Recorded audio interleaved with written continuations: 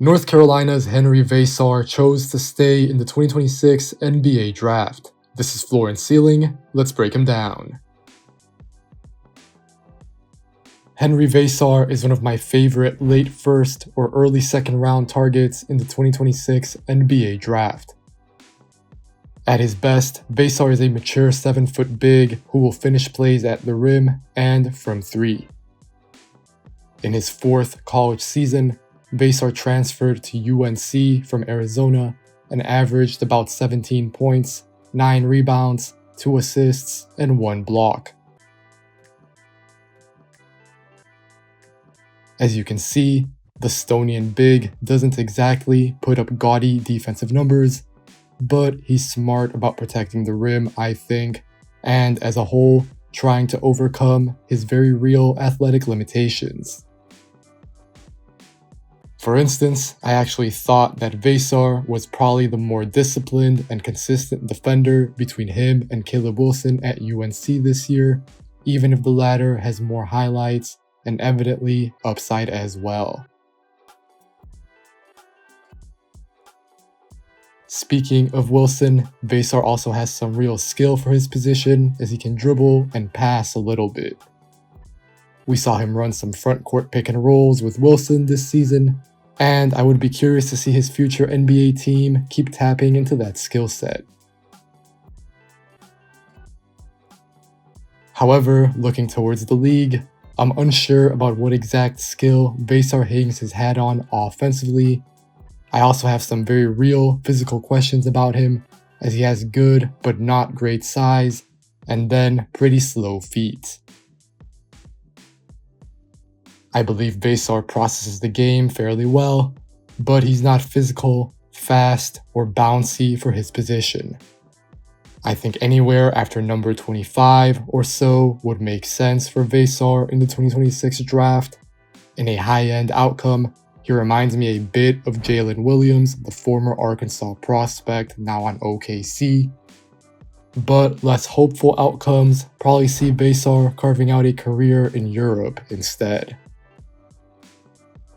Veesaar has a relatively easy plug-and-play role on offense as a dual spacer, meaning that he can space at the dunker spot and from the three-point line. Alongside that, he's going to be able to play both sides of the screen in that he can either roll or pop with decent success.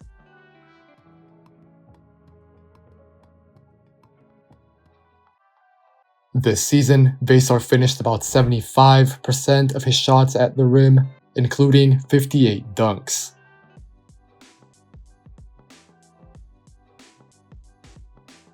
Then, from the outside, the North Carolina prospect made more than 43% of his 88 catch-and-shoot threes.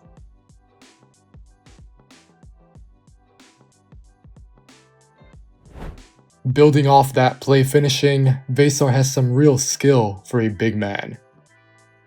I don't want to call him a dribble, pass, shoot prospect, that's probably overstating it, but the Estonia big is definitely capable of putting the ball on the floor a little bit and making some decisions. Thinking about Veesaar's three-point shooting, which we just saw, I'm most interested in him punishing hasty closeouts and attacking space.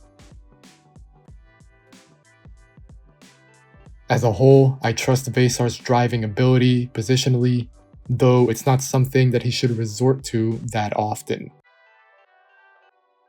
Still, he can quickly attack the basket or drive out of keeps and things like that, which is certainly appealing. Veesaar has shown feel in terms of his decision-making as well, which is very encouraging for his NBA outlook. The UNC prospect finished this past season with a 1.2 assist-to-turnover ratio, which is always encouraging for a big man, even if Veesaar isn't exactly a pure 5. Still, the 22-year-old big is going to play in and around the paint. This year, he made some reads in the short roll and out of the post, which were encouraging and should carry over to whatever level he plays at next. Veesaar can use his size to see over the top, and he was able to find his cutters and three-point shooters with decent accuracy.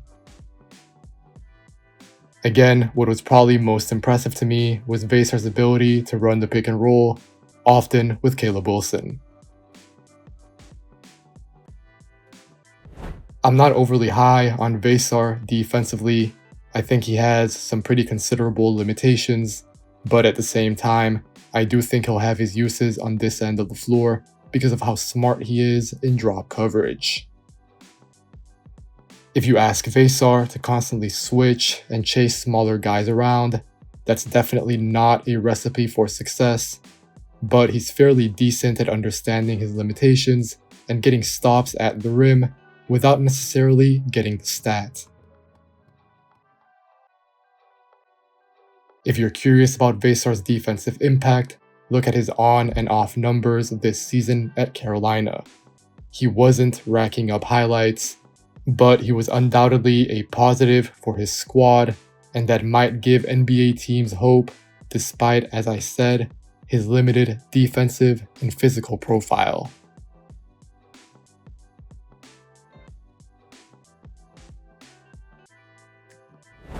The absolute biggest question in terms of whether Henri Veesaar can stick in the NBA is his athleticism.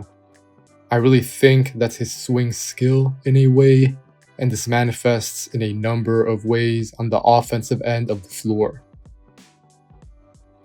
For instance, Veesaar can't really control the glass.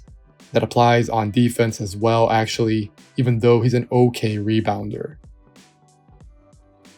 Also around the basket, Veesaar lacks physicality and even toughness sometimes. He doesn't get to the free throw line much, and I'm unsure if that will change positively in the future. Overall, Veesaar can get pushed away from the paint by more physical bigs, or even smaller, tougher defenders. He's not always able to take care of mismatches.